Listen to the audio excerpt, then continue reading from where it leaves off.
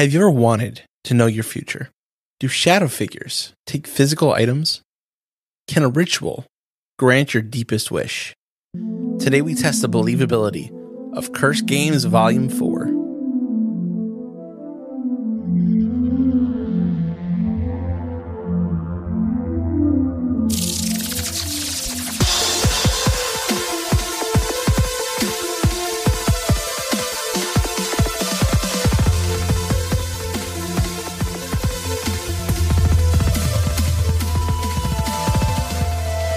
Welcome to Believing the Bizarre, Where we dive into the unknown and the unusual. and tell you whether or not we find it believable. I am excited for this episode. Yeah. You took the last two. Thank you for not making us wait a year for the next one.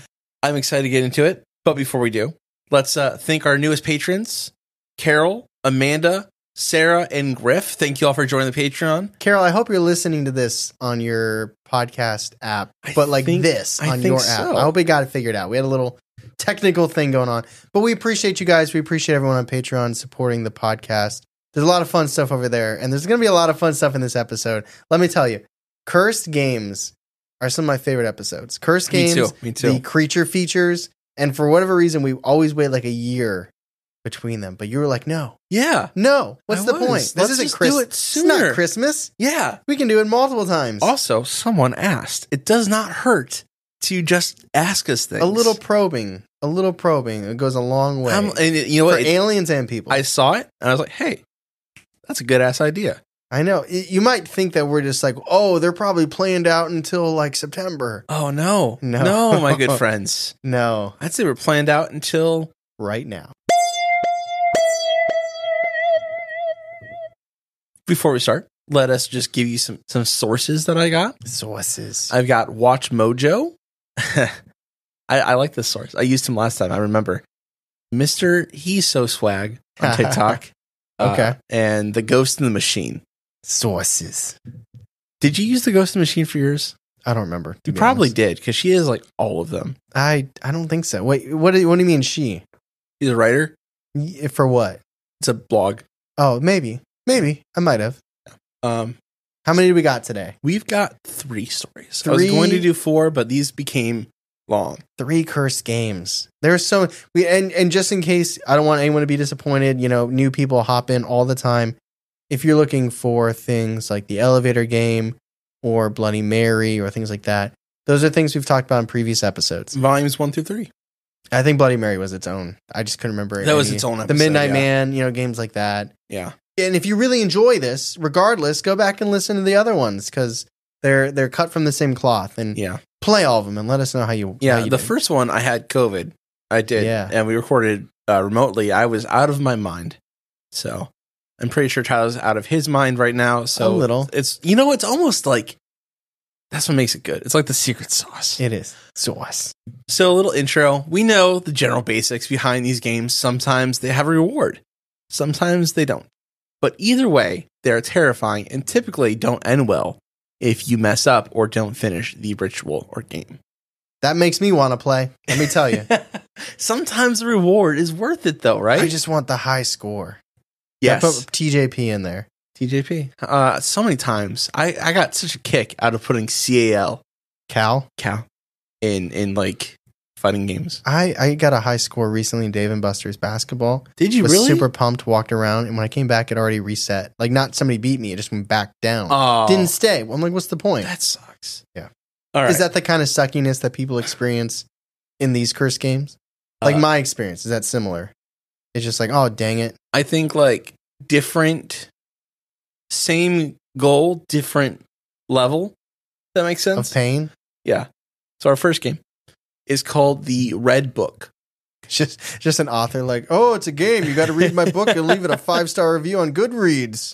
Ooh. Imagine. Or else it's like the pass it along. Like, if you don't read this book by midnight like and a leave me a mail? 5-star review on Goodreads, then a creepy woman's going to jump in your window and stab you to death. So read it. This game does actually come from Mexico in the vein of answering questions while talking to the dead. So if you have a question, it's almost like an Ouija board. You need at least 2 people to play this game.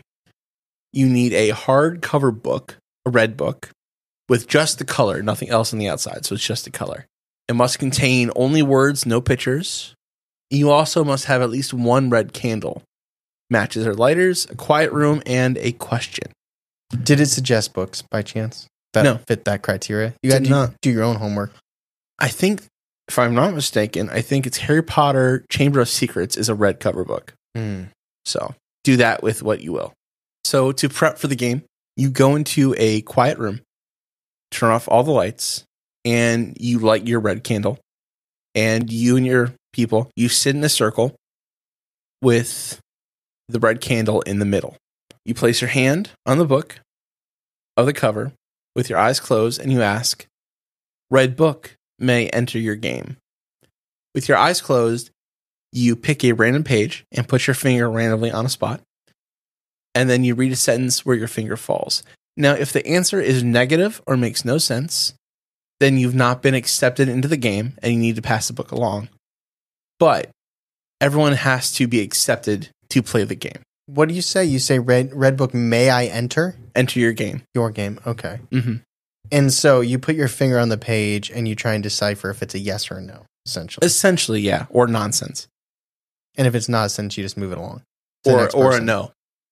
Or a no. Or a no. So if it's positive, you've been accepted. And again, everyone must get permission first. I feel like this part of the game could last a long damn time. It could. It could. Yeah, 4 times around, you're like, yo, Brian, get the out, man. We're trying to play this game tonight, dude. Exactly. It is not going to be good for you. So there is the action of the actual game. It's pretty simple. You place your hand on the cover again with your eyes closed, and you ask the question, your question that you want to ask.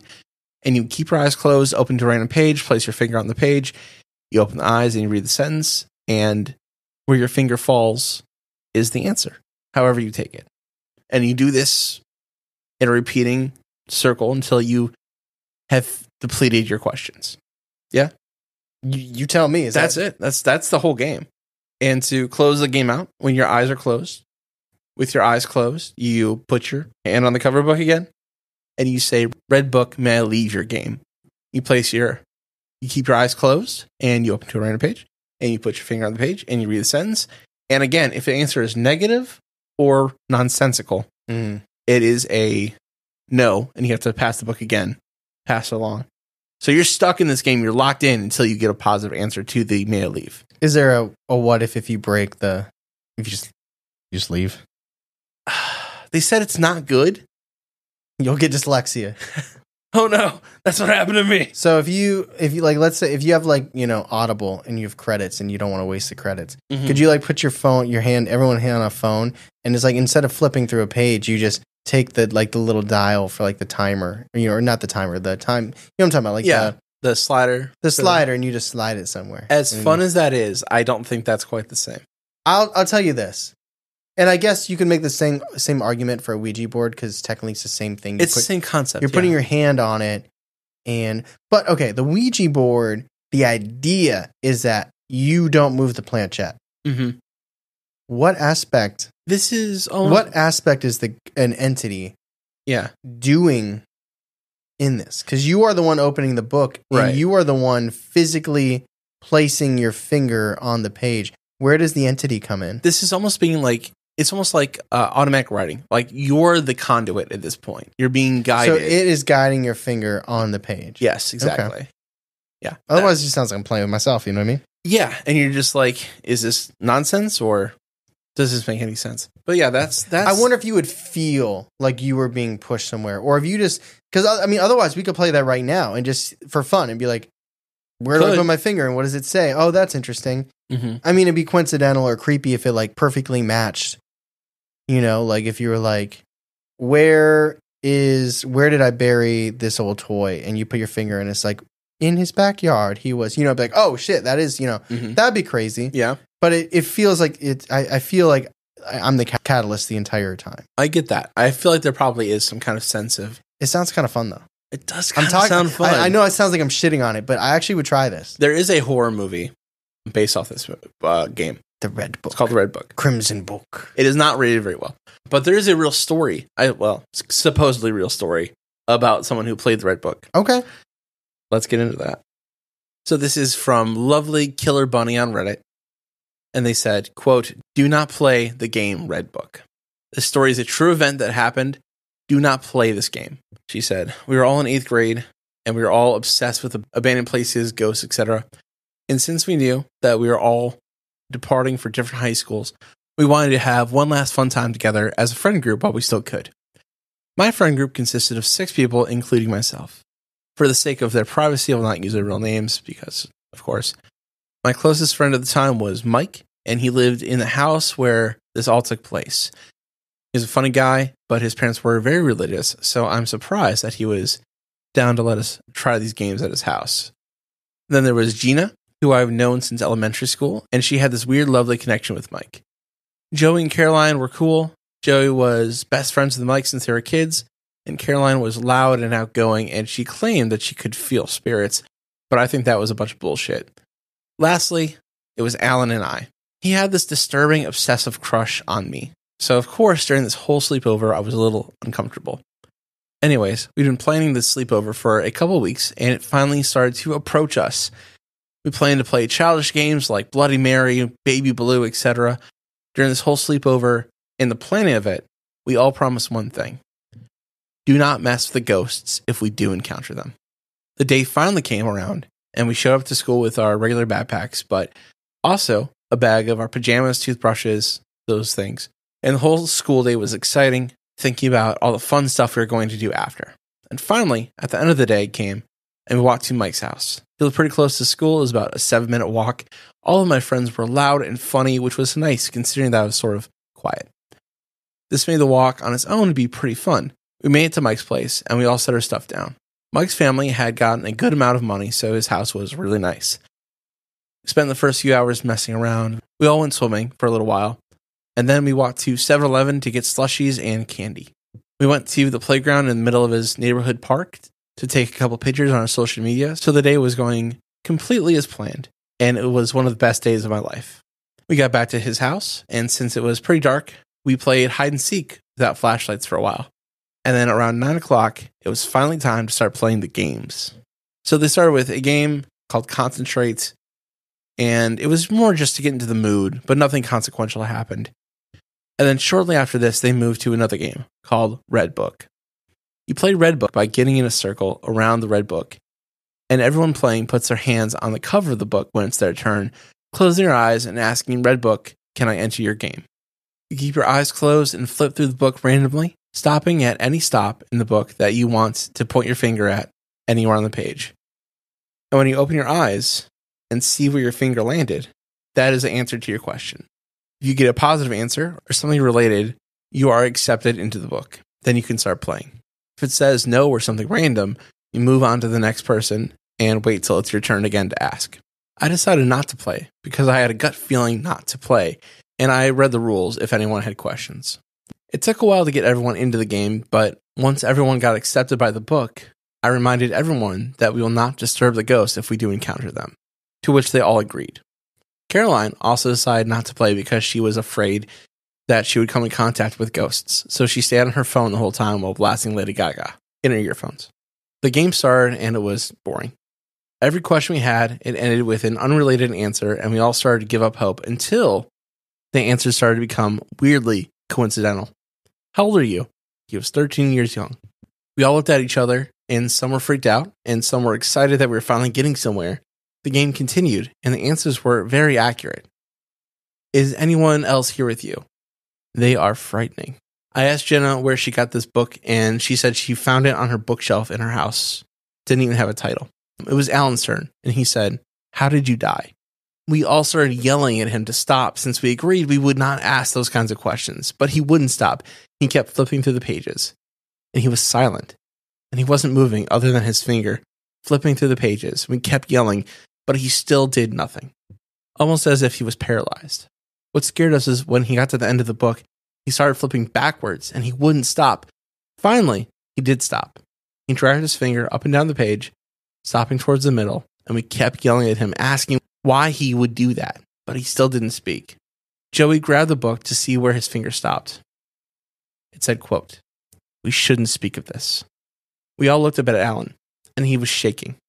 Jenna asked him what was wrong, and he just kept shaking. He suddenly started crying. He put his face in his hands and fell into Mike's arms. Alan has had panic attacks before, so we just thought it was another panic attack. By the time Mike had calmed down Alan, we asked him what happened again. But he said he didn't remember anything, that he blacked out. Everyone agreed that we should end the game, but Alan said no.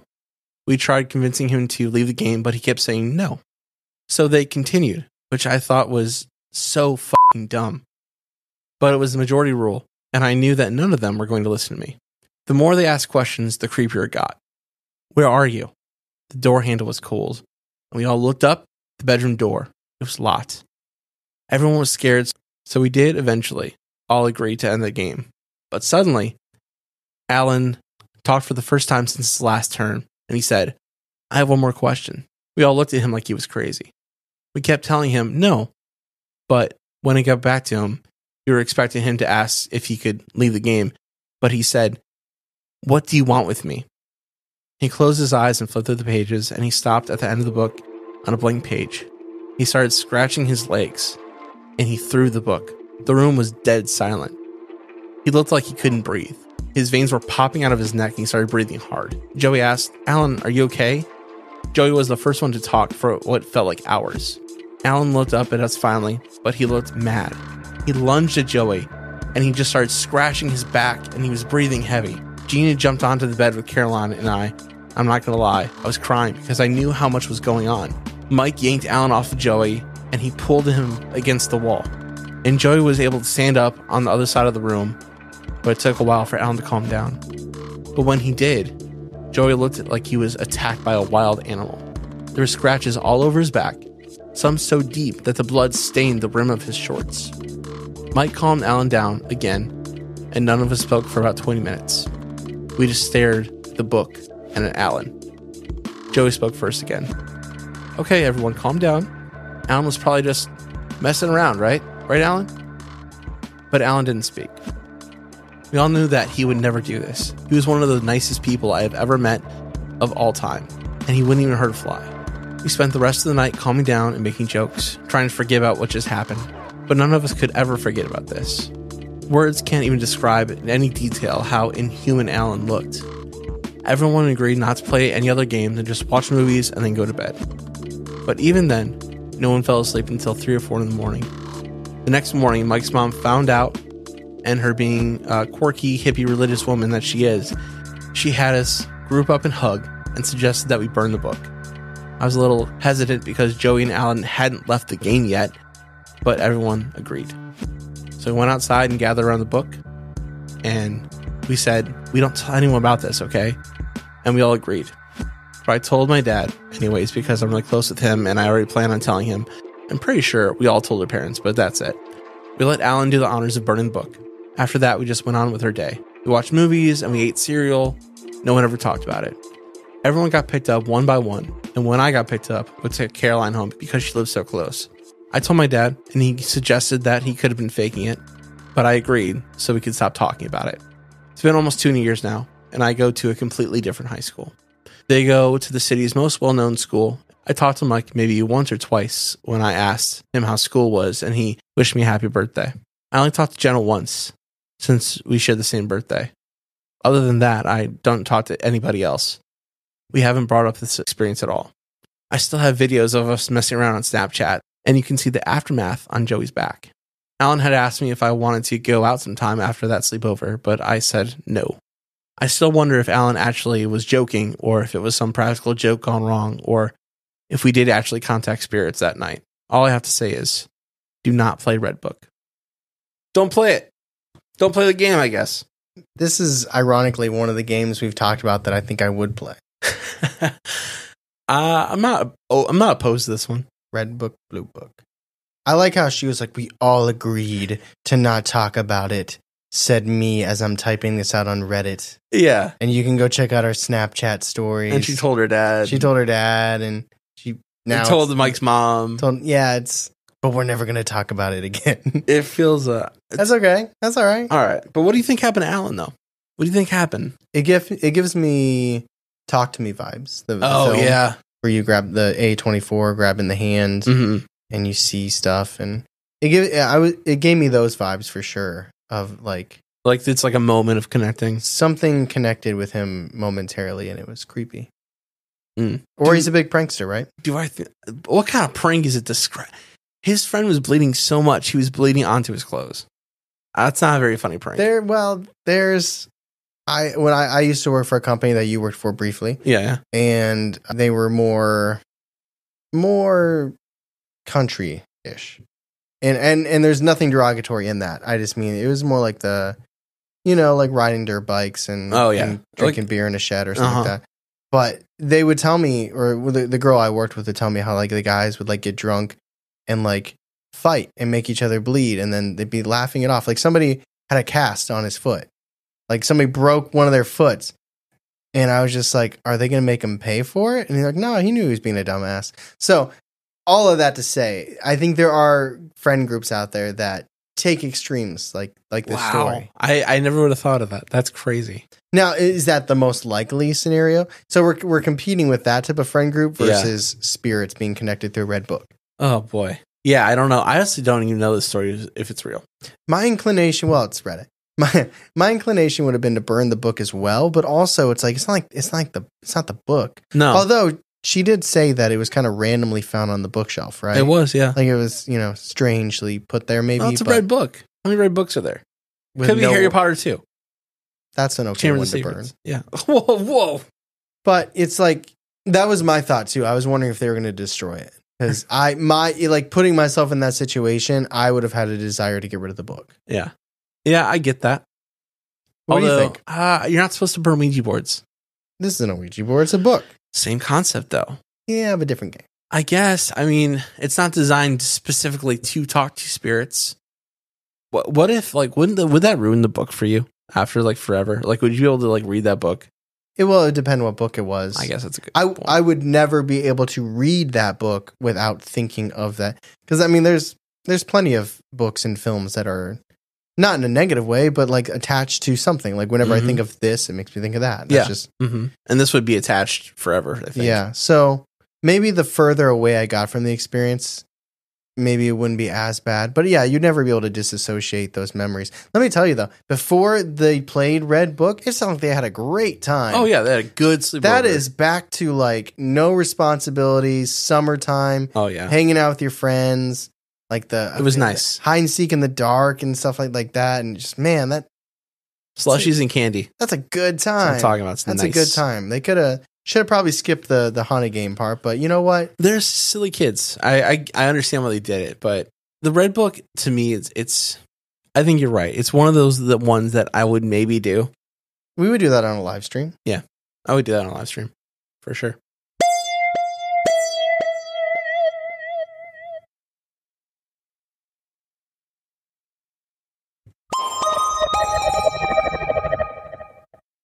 This next game is called The Charlotte Web Ritual. The Charlotte Web. Do you have to read the book and then touch a page and a spider comes out and just grabs you? They claim that there's no relation to the book, but I feel like this came from the book. I don't know. But the claim is that it's unrelated. You just order a Baconator. That's some pig. Is that what it says? Some pig? I don't know. I haven't. That's a pig. That is a pig. That'll do, pig. That's not Charlotte's Web. I think it is. Is it? No, it's Babe. It's Babe. That's also Babe some pig. Babe is Charlotte's Web. No. No? No, Babe is Babe. What's the name of the pig in Charlotte's Web? What? I don't know. It's not Babe? No. The Spider Charlotte. The Spider Charlotte. All right. Yeah, that's right. So the legend of Charlotte is that she was a 7-year-old girl from the 1400s. You say 70-year-old girl? No, a 7-year-old girl. Okay. I know you're being kind. A young gal in her 70 years young. 70 years young. Yeah. So she is a 7-year-old girl from the 1400s. Apparently, her mother was accused of witchcraft. After being accused, her mother was taken and burned at the stake for her crimes. After her mother was killed, Charlotte ran into the woods rather than being taken into an orphanage. And she died there from exposure and starvation. And that is who Charlotte is, according to the lore. Is it true? I don't know. I feel like it's kind of like Mary from Bloody Mary. Bloody It's Mary. like there's so many options. Yeah. Okay. So we'll buy it for now. So that's Charlotte. Yeah. So the game. Very tragic. That would be a very, very sad way to lose your mother. Oh yeah, and then Unless she was a fucking witch. Yes. God damn. So you need 2 people, just 2 people. So we could do this. Wow, we could do this one too. You need a room with no windows. We could do it in there, or at the very least, windows that are covered. You need a flashlight, and it said specifically no open flame instead of flashlights, like can't do a candle, right? Okay. I assume Trying to set the mood. Goddamn. the whole mom burning thing. Oh yeah, she don't like that. And you need a toy. You also need a mirror and a table with 2 chairs. Do I need to buy this toy with the mind of a 7-year-old girl? It would probably help. Bratz doll. Imagine the Salem witch. Oh god. Imagine like the Crucible. Yeah. But instead of like a little girl holding like a doll, she's got like a Bratz doll in her hand. It's funny. More weight. Because it's my name. Okay, Giles. So to prep for the game, you go into the room. You place the chairs next to each other, about 2 feet apart between them. This actually setup reminds me a lot of the Three Kings game. Yeah. The chairs should face the same way. Okay, so we're sitting like parallel, like we're both looking forward, sitting side by side. Mm-hmm. You place the mirror between 2 chairs, and you should be able to see your reflection in the chairs when you are seated. Don't sit down yet. So the mirror's in front of you? Yes. Okay. The table should be behind the chairs, and they should reflect in the mirror as well. The toy should be placed on the table, and you turn on the flashlights and turn off all the lights in the room. And the main event of the game, both people sit down on the chairs while looking in the mirror. Both people say at the same time, we want to play Charlotte's Web.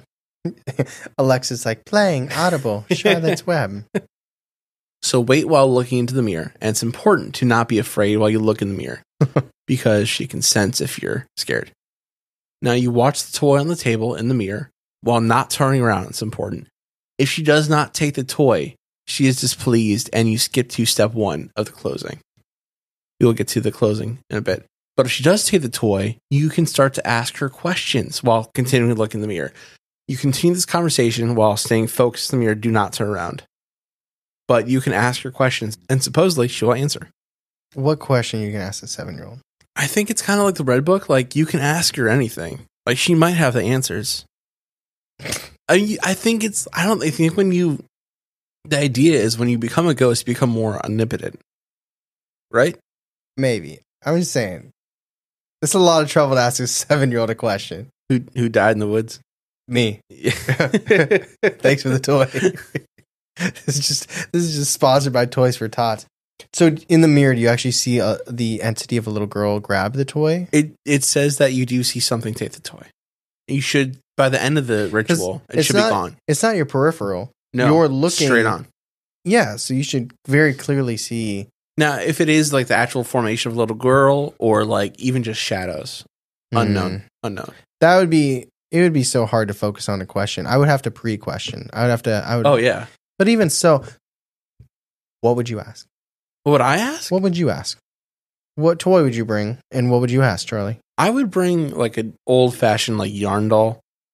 Yarn doll. Yep. Mm-hmm. Just bring her Annabelle.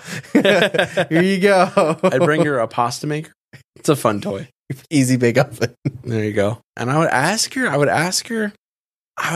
like, you're right. I'd have to pre-guess. Yeah. So what would you ask her? Who'd you ask her?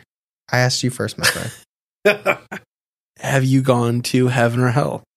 I'd ask that. She came back. She's like, well, it's Steve. This is the first time we're talking. Appreciate the toy, but... Yeah, I mean, that's what I want to know. If she was moved back or she's ever been forward. Yeah. What would you ask? I would get her one of those little dolls where the eyes open. I hate those. And I would ask her if her mom was a witch. I wonder, oh my God. That's almost like the questions like, am I lying? I'm telling the truth. I'm lying. Yeah. Like, you never know what the answer is really going to be. You know the answer to that riddle, though, right? What? Is some person always lies, some person always tells the truth. Is you kill one of them, and you ask them, is he dead? Oh, because the lying and the, like... Yeah, because the one that lies would say no, and the one that tells the truth would say yes. Yeah. I don't think that's the real answer, but it's my answer. So, to close this ritual, you speak in unison again. You say, Goodbye, Charlotte. And you continue to look at the mirror. And you will see that she starts to wander out of view of the mirror, and she takes the toy with her. And when she is gone, it is safe to turn around. Turn on the lights, and apparently you do not play again. Never again. One time. They did not say what happens if you turn around or if you try to play again.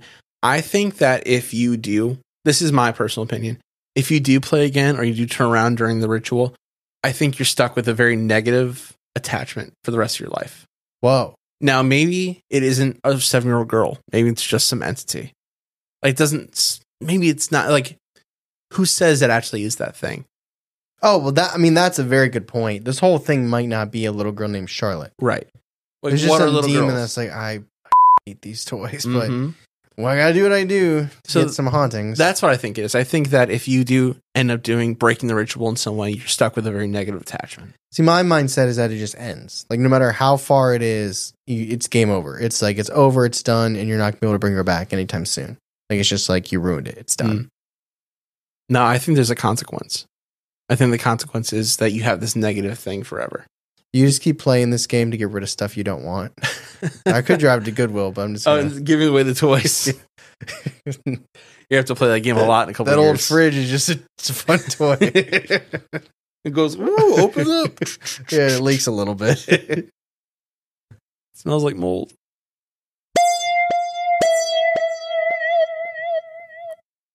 This last game is called the 11-Mile Ritual. The 11-Mile? Yeah. I'm just saying, I did that 3 times. You with did? Benjamin. Ben did it. Ben did it twice. You're not walking during this. Oh, damn. What are you doing? No, you would love this. I think you'd like this one a lot. Okay. So you take yourself... No, to answer your question. I don't know if you asked me this before, recording or not recording, but I've not heard of this one. I did. You have not heard of this? Okay. No. Interesting. So actually, there was a good story. I don't think it was this one I'm going to tell you. There's a good story of someone doing the 11-Mile Ritual on Scared to Death podcast. Shout out Scared to Death podcast. It was a really good story. Okay, so you take yourself in a car or some other kind of vehicle. It does not specifically have to be a car, but I will call it a car. That's fine. That's fine. You also need a wish or desire. Ooh, it's like Randonautica. You gotta have some intention here. I like it. You really do, yeah. So the rules, you start the game at night when the roads are less traveled. You drive your car down road and then you find a road that is connected to woods. And at this point, you're supposed to let your wish guide you to find the right road. And then the road has to be at least 11 miles long. Now, you start going through the woods and your wish should help you find that right road. Now, before you start, you may stop the car and gather your thoughts when you're on the road. These things may or may not happen during your travels, but this is what could happen. Mile 1. It starts to get cold in your car, and you have the option to turn on your heater at this point. You do have the option. You do. Okay. Mile 2. It may get even colder. Start to see your breath in the car. At this point, you are highly encouraged to turn on your heater if you have not already. Mile 3. Human-like shadows may emerge from the trees at this point. You should ignore them. Mile 4. You've gone 4 miles at this point. This is when you start to hear human voices in your ear. And this is when you ignore those. Oh, okay. Mile 5. This is when the scenery, the trees may vanish and be replaced with a moonlit lake. Okay. Mile 6. The trees may come back at this point, but the stars will have vanished. Damn. Your lights may flicker and your radio may turn on. If it does, ignore it, but do not turn it off. So are you supposed to be silent? Yeah, you're not supposed to say anything. No, not you. Sorry. You're not supposed to have any music playing, right? No, Okay. we'll get to what you cannot do at the end, but okay. No music. Do it first and then find out what you can't do. That's right. Mile 7. This is when the voices come back, but you should still ignore them and do not turn around, even if it sounds like coming from the back seat directly. Mile 8, you're advised to slow down here, but do not stop. If your lights flicker on and off, brake at this point, but do not stop. Mile 9. At this point, your car may stall out. If your car does stall out, make sure you close your eyes, take a beat, and try to restart your car. No matter what you hear, do not open your eyes. When the car starts, hit the gas as fast as you can, but keep your eyes shut. Do not open your eyes until you get past mile 9. Drive with your eyes closed, baby. Are you going to know when you hit mile 9? I had the same fucking thought. I don't know. You're either gonna hit mile 9 or you're gonna hit something else. You're gonna hit something. I had that same thought. I do not know. Count? I don't even think counting would. Okay. All right. We're riding with it. Let's roll. Okay. Mile 10. So the second last mile. It is advised for mile 10 to not look in the rearview mirror, no matter what. Mile 11, last mile. If your car loses power, it will continue to move and you just keep going. Now, during the 11th mile, you may see a red light ahead. You close your eyes and your ears as tightly as you can, but do not look, despite what you may hear, feel, or even if you do experience extreme heat. Your car will regain its power at that point and you drive your car. And then you receive your reward. You drive to the road dead ends. You stop, calm down, and close your eyes. Imagine your deepest desire, even if it's changed from the start of the ritual to the end. And if it's a material, you check your trunk. If it's not there, you check your back seat. And if it's not there, you check your pocket. If it's small enough. My left AirPod. Finally. Would not do all that for AirPods. I found it. It works. Yeah. If it was not a material object, your reward will still come in time, but during your life. Now, warnings. Do not play this game. Sorry. Do not. That's a good warning. That works. Warning. Do not do any of the following while playing the game. Playing music or podcasts or anything like that. Do not use a cell phone. Do not open the windows. Do not drive faster than 30 miles an hour. See, that's the big one right there. Because I was going to say, just hit, you know what? Bad shit's going to happen anyway. Yeah. Hit it, go 90 down the street, get through these miles real quick. And lastly, you cannot leave the car. Yeah, that miles per hour one is hard. Yeah, the 30. Yeah, that's how you would know you hit mile 9. Yeah. You just kind of have to do the math on that. I can't do that math. Well, you would pre-do it. And there'd be a lot of I would prepping. just hope my car this. would stall out because it doesn't have to. You just see somebody wearing a winter's parka and a hat in the middle of summer. It's like, just playing the 11-mile game, just prepping for it. My heat's been a little shaky. Yeah. Would you play this game?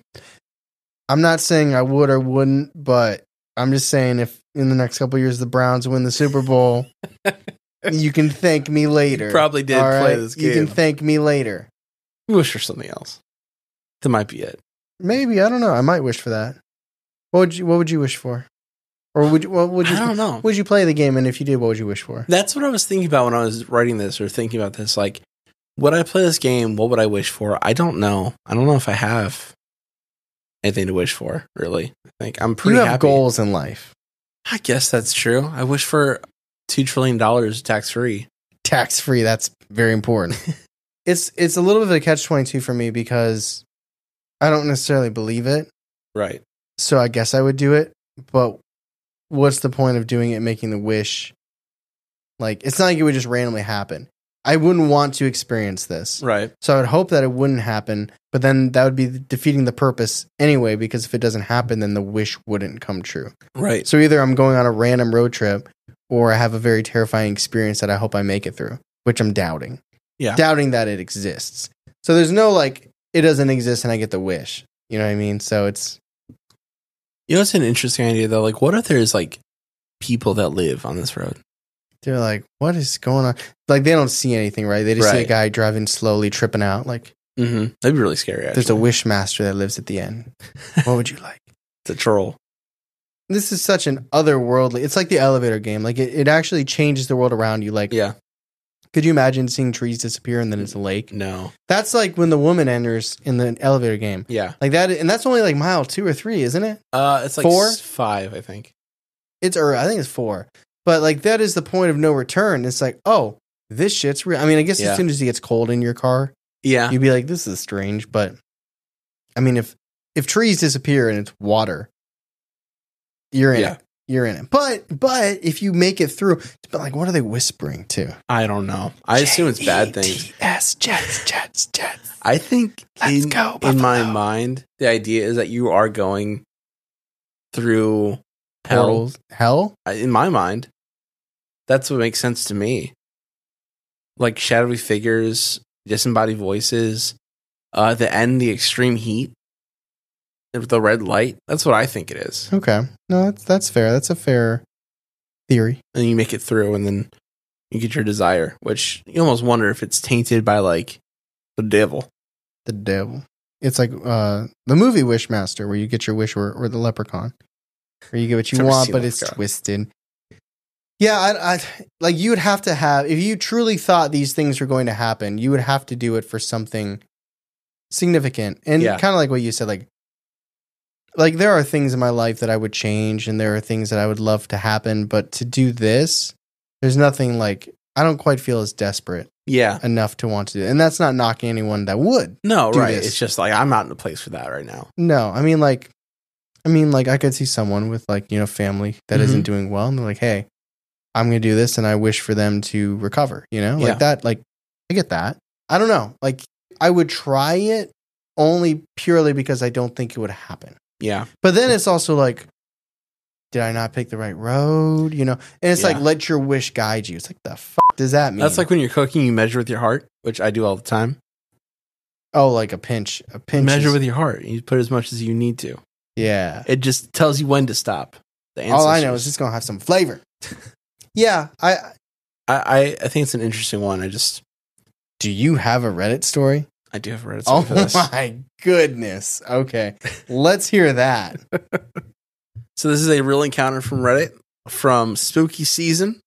He said, quote, I played the 11 Mile Road game, and here's what happened. He said, my favorite podcast, probably not BTB, unfortunately, did an episode on the paranormal games. One of these games was the 11 Mile Road Challenge. Well, it definitely wasn't us then. I know. Unless they're from the future. They that was their wish to go back in time to make some changes. To be on the podcast. This episode, oh my goodness. That is some Inception shit right there. I don't think that's what happened, but that's a fun theory. The motivation is a wish, you know. Wish upon a star, wish it come true, but this game seemed a little darker, like you're risking something. It scared me, but I thought maybe this is a kid's game, meant to freak out teenagers and something to laugh about later on in the night. I'm not so sure that's what this game was all about, now that I've experienced it myself. To explain the feeling you get when you arrive at the 11 Mile Road, it doesn't feel like a game. It feels like you're about to make a sacrifice. It feels like a ritual. In fact, if you search YouTube videos, most of them clickbait and people who aren't doing it right at all, they refer to it as the 11 Mile Ritual. Now, I'll explain mile by mile what I experienced on my 11 mile drive. Mile 1. It took me about 15-20 minutes of feeling absolutely nothing before all of a sudden I had this overwhelming feeling that I was there. At that point, it was a sharp turn onto the middle of the woods, and I knew that when I turned that corner, this was it. My ritual would start. I did not feel a pull forward. I wanted so badly to turn around, but I just went. I drove. At first, there was no change, but right as I was coming up to mile 2, the second mile, the temperature seemed to plummet. I checked the paper, I wrote the rules, and turned up the heater. Mile 2. I found myself reaching to turn the heater on full blast. It is cold. That's all. It's just cold. Nothing else seemed to be out of order. Mile 3. I see one person walking alongside of the road with a backpack. This looked to me like an actual human, though the fact I was traveling along a desolate back road in the middle of nowhere does strike me as odd. However, this person never looked at my car and appeared in the rearview mirror and appeared to be playing on his phone. It looked very real and very normal and very unbothered. Besides this, I saw nothing else. Mile 4. This is where shit starts to get weird for me. I started to really fear the situation for the first time, and as I drove past a small clearing from the trees, I swear I thought I heard a fist hit my window and the sound of someone shouting my name. It was as if it was right outside my window. I have no explanation for this except in the case that my imagination was running wild at this point. Either way, I was shaking and involuntarily sped up. I considered turning back, but I just kept driving. Mile 5. Nothing crazy happened during mile 5. Actually, it was during mile 5 that I was able to take a breath and calm myself down. Mile 6. Nope. I will never do that game or ritual again. My headlights shut off for a total of 3 times. I slowed down but did not stop. This road was so curvy. It was the worst time for my lights to fuck up. The last time they went off, I actually thought they had burned out. They must have been off for at least a minute straight. I barely saw anything, just the yellow double lines, and I went with that. I almost had to stop when I thought I could see someone standing in the middle of the road, but at the last second my lights came on, and then at the same moment my radio started blasting an AM channel. This is said to happen, but I don't know if I possibly hit a button on my steering wheel. I forgot I wasn't supposed to turn off the radio, and I turned it off. And I wonder if this affected the rest of the trip. Mile 7, nothing happens. As I drove, I hear something hit my car. An acorn or something, I'm going to assume. Mile 8, nothing happens, but I'm scared shitless at this point, and I have tears in my eyes. The fear is so intense, I feel as though I am being internally watched. It felt as if someone was right behind my ear, looking at me, waiting for something. I kept waiting to hear something start screaming. Mile 9, my car stalls. Yeah, it happened. The one thing I thought, that won't happen, it happened. I close my eyes as tight as I can, per instructions of the rules. I am screaming. I kept trying to start my car, and it finally starts, and I take off. I don't know if anything else happened.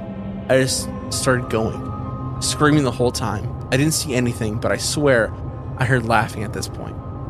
In my memory, I can't pinpoint exactly where it was, but I heard the laughing. Mile 10.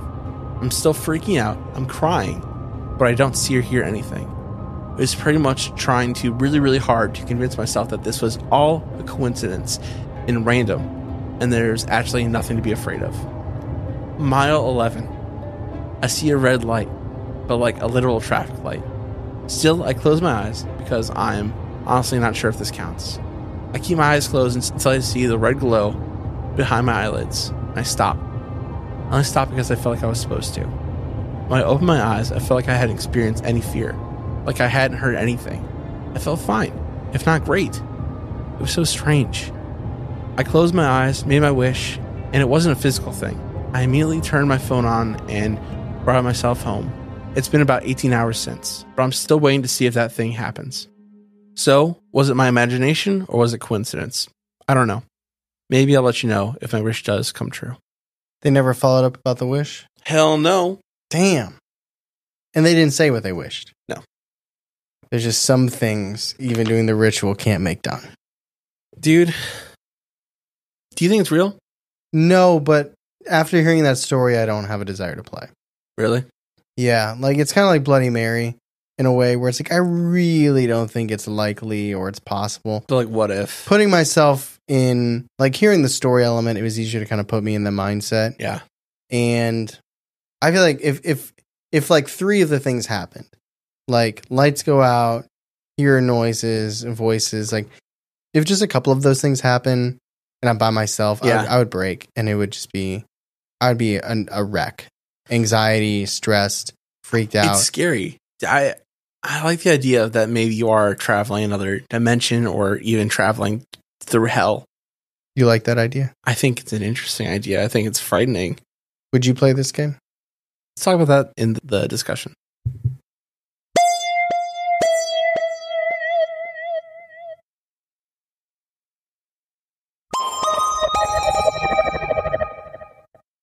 Cursed Games, Volume 4. We've had the Red Book. The Red Book. We had Charlotte's Web. Charlotte's Web. And the 11 Mile Ritual. The 11 Mile. Well, he kind of made a point. Well, I guess it was the Reddit story that they incorrectly call it the ritual, right? He said, yeah, they incorrectly called it the game. Okay. I thought you said he called it the ritual because it felt like a sacrifice. Okay. I thought he said people on YouTube called it the ritual. I don't know. It doesn't matter. It's 11 miles. It is 11 miles.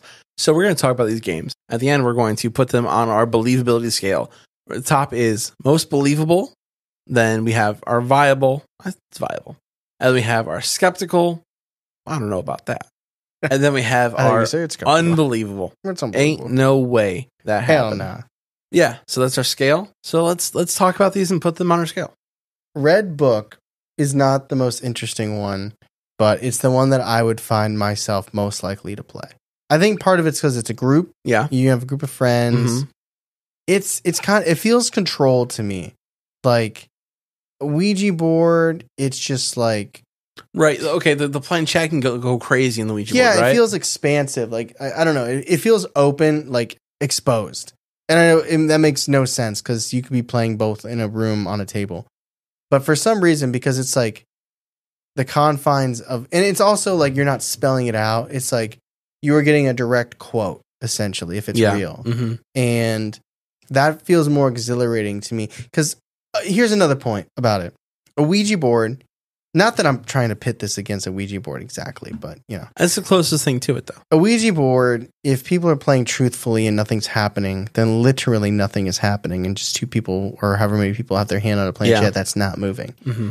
This game consistently has action. It's just how you interpret it. That's true. No matter what happens, you will ask a question and you will have something to respond to. And I think that's the fun of it. It's like, you know, you go fishing, you might not catch a fish and nothing might happen for hours. I never do, yeah. You know, you play the Ouija board, the planchette might never move. You go fish, right? Ghost hunting, get EVP, you might never get an EVP. Yeah. This game, even if it's nonsensical, you are guaranteed to get something every single time you play. You can interpret it, right? And yeah, and it comes down to perception, interpretation, because I could see some people wanting badly for it to work and they try and manipulate what they put their finger on to fit. And I'm not saying I would do that. This word has a Y and an E in it and a yet. An S. And a yes.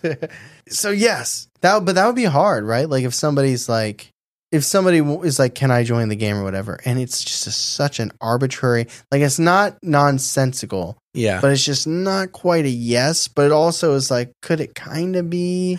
the character or Michael shrugged his shoulders. Yeah, or it's like that's kind of or like Michael sighed. He sighed. Like is that a yes? You can join or like a no, you know what I mean? It's like that would be difficult. Hopefully, you wouldn't land. I don't know. I don't think I necessarily believe the story, even though the Reddit story is more believable than the last Reddit story we just. What? I don't agree with that. Are you serious? Yes. Wait. Are you serious? I'm serious. I think the first one is less believable than the last one. Okay, I'm jumping the gun here. Okay. On Spotify, we're gonna have a poll about which Reddit story, instead of which is believable, because there's 3 stories here. Yeah. Our Spotify poll, if I remember when this comes out. I think you'll remember. Our Spotify poll is going to be which Reddit story do you think is more believable? So I think it's got to be. If you're listening on Spotify, think of the Red Book Reddit story and then the 11 Mile Reddit story. And it's not which one you liked better, it's which one you think is more believable and real. Yeah. And vote. I'm very curious to see. Because entertainment-wise, absolutely, for me, the 11 Mile. Like that was the more entertaining story. Okay. But I believe it more. It seems more real to me. The first one feels like a fantasy, like a kid's, like, oh, this is a perfect day. Oh no, it turns terrible. But you believe in possession and you believe in like that type of energy. Like it was like we did that story, The Old Man's Face. Yes. You know, where she was playing the Ouija board and the friend just very momentarily got possessed by something that changed her face entirely. It's like that, I think. And I'm also not saying I necessarily believe it. I'm just saying, for me, it's easier to believe that you're playing this game similar to a Ouija board where you're contacting entities. Yeah. And someone messed around and got taken over versus somebody going on this 11-mile stretch where they're going into a different dimension just randomly. Well, they never said dimension was different directly. They just said things happened. See, that's what I'm taking is that it's another dimension. But I think it's very plausible these things happen to them. See, this is very rare in the podcast. We don't often have this kind of argument. I definitely don't think the first one's more believable. I think it's this one for sure. So, okay. Well, when we get to that one, let's go over what actually happened. Because maybe I'm mixing the rules with the actual story. Maybe I'm making it more grand than it actually was. That could be.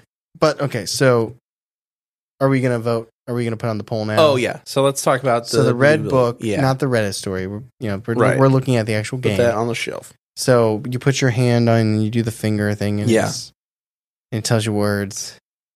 I mean, there's a lot of... in essence, you're making yourself the conduit, right? Like we said earlier. Yeah. I still think I go skeptical with this. Yeah, I'm skeptical. Yeah. I'm skeptical. A lot of it's by chance. A lot of it's interpretation. I would play this game. I think we should. Out of every cursed game, I would do the elevator game. It technically has to be alone, but I would cheat and do that. I would sneak co-op it. But yeah, I would play this one. I would. It's creepy. The candle makes it creepier. For sure. Yeah. I mean, I say that now, Yeah. hanging out with you, just talking. If you put me in that room with no windows and you got the candle and everything, it's like, "Urgh." I'd want Ben to be in here because he's big and strong. He'd be on his phone. I'm just kidding, Ben. I love you. Okay. So the next game. Well, you can play with multiple people, so Ben could be there. You have to play multiple people. You have to, yeah. Ben could be there. All right, so Skepticals. Yes. Okay, so the next game is Charlotte's Web. Charlotte's Web. Yeah. This is the most ritualistic story game we're talking about today. Yeah, because I know the red book has the candle, and the 11 Mile has like the Renonautica intentional wish thing. But this one is literally like the collecting objects, setting things up, getting a mirror. I know how you feel about mirrors. Yeah, I'm a big fan. So this is definitely the most ritualistic one. It reminds me whether or not you believe the backstory. Sorry, right? It reminds me a lot of the Three Kings. Story that we talked about in Chris. That was more peripheral vision. This is 3. That was the last one. Yeah, yeah.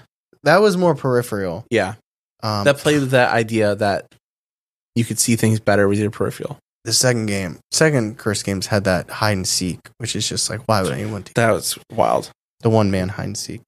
But that one you weren't supposed to look at the entities because they were sitting next to you. Right. Like it was like you were in the middle. You're also by yourself. That's yourself. So scary. Like, co-op again. And the fan going, is that right?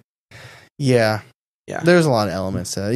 There was a big set. It was like Monopoly. It was a big one, yeah. This one you need the toy, the mirror, chairs. You need Justin and Kyle. You need them sitting there.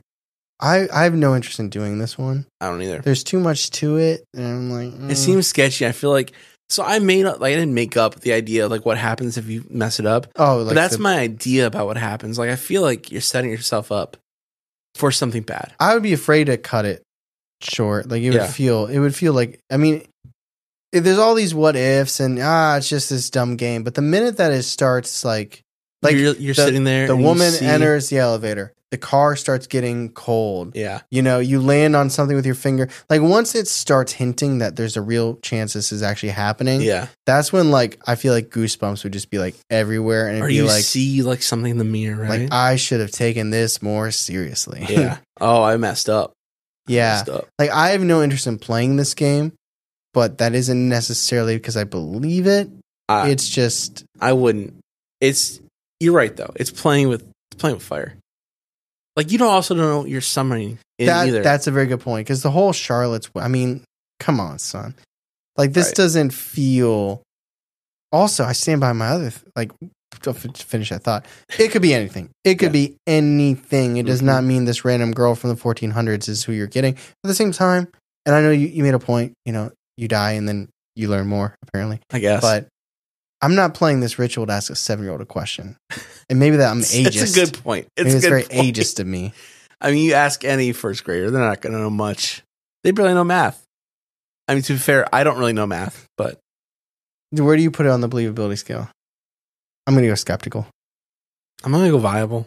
Viable? Okay. I wouldn't do it. Okay. I wouldn't do it. You're not saying it's viable that you could get Charlotte. You're saying it's viable that you're going to bring something potentially. Yeah, exactly. That's fair. I'm still going to go skeptical, but that is a very fair belief. So the last game, 11 Mile Ritual.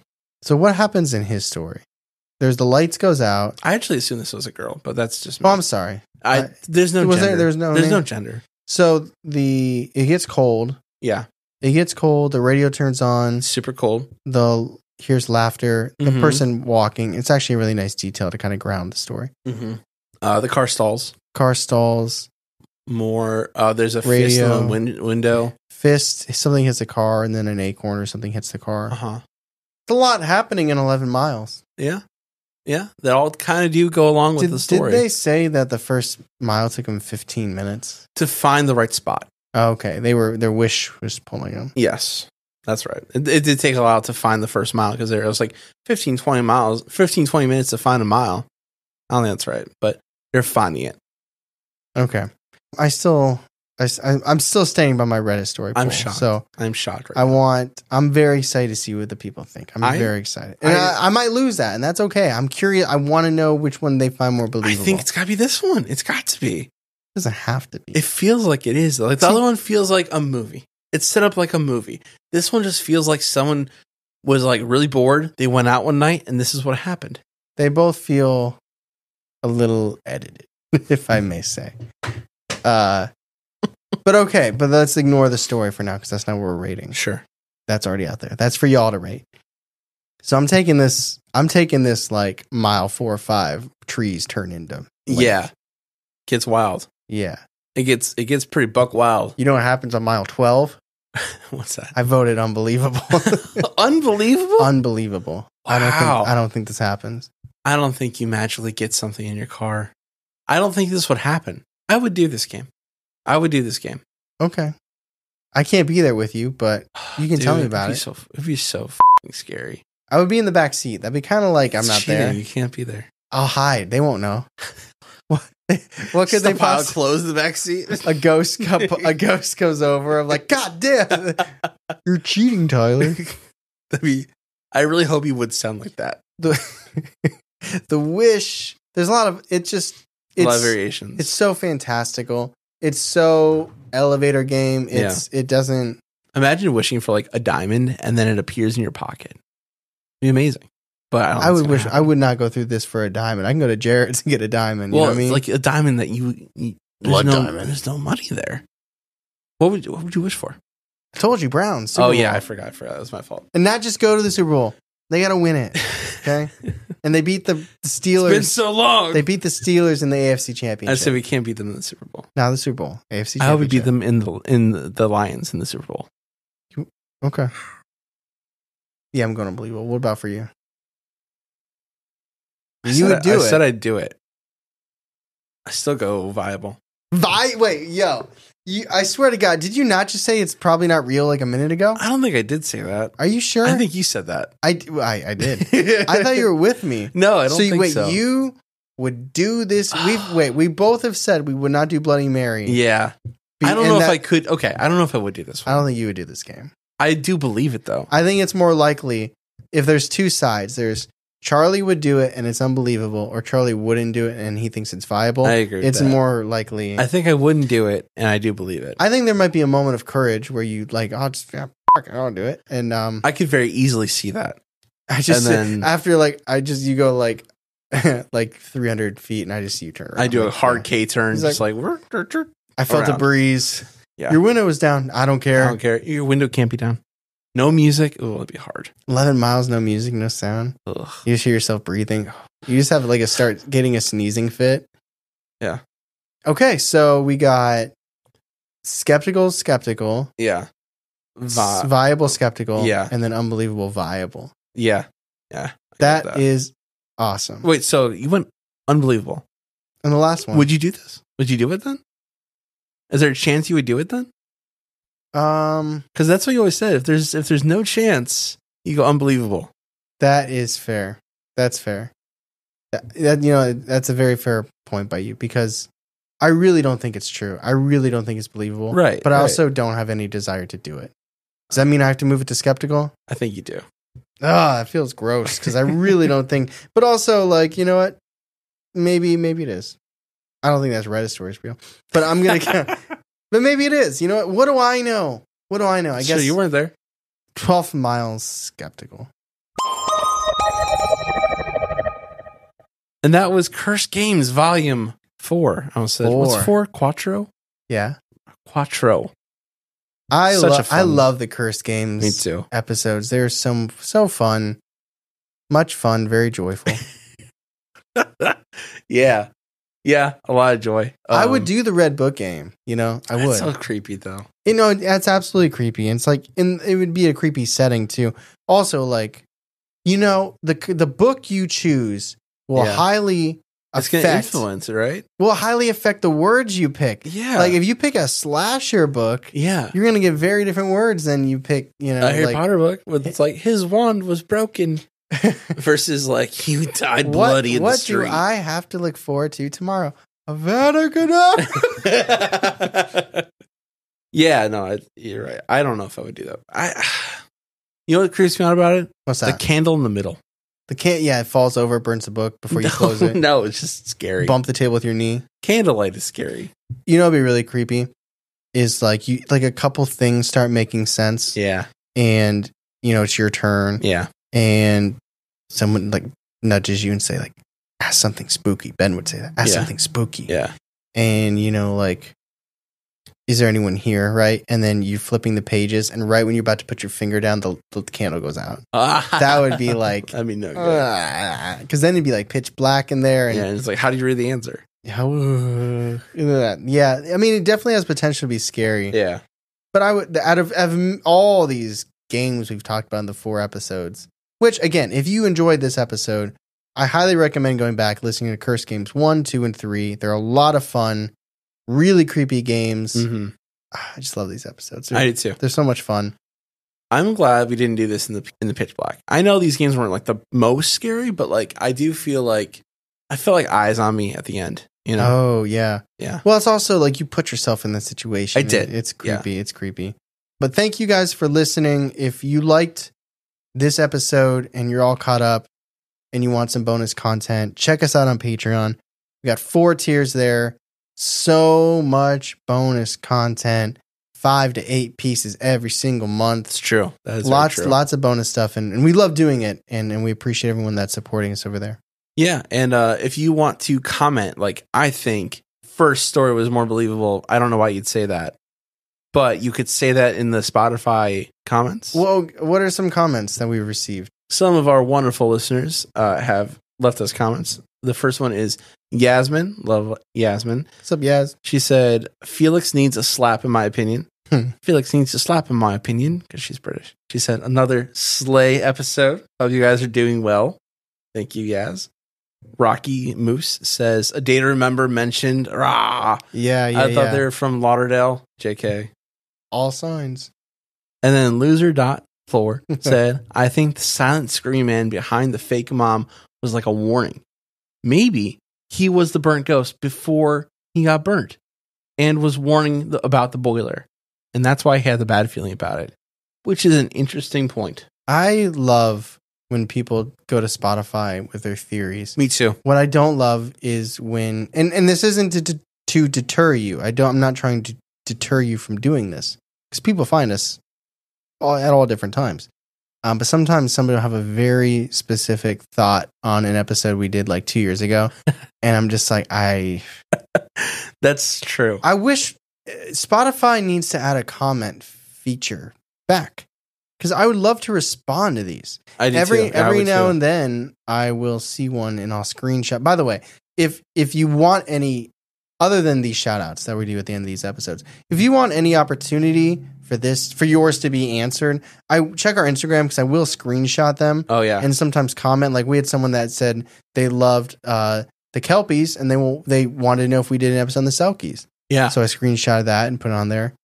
And so you could listen to that in our stories. And someone else was like, do you guys actually even read these? We absolutely do. We have to. Yeah. I'm the only one that publishes them, and you have to publish them for them to exist, which, by the way, that means if you give us something a little bit less than kind. Maybe that's why it's not there. This is the only place that I can actually, manage that. Which reminds me, if you're listening on Apple, you can leave a 5-star review and your comments over there as on the podcast as a whole. We still see those. It's out of our control completely, but we appreciate it. Also, just in case you missed it, you had a busy weekend. I did. I went to Indiana with my good friend, and I played some golf, and I went to 2 Dave Matthews shows, not to be confused with the one I went to last Tuesday. That is insane. 3 Dave Matthews shows in like 5 days. It's amazing.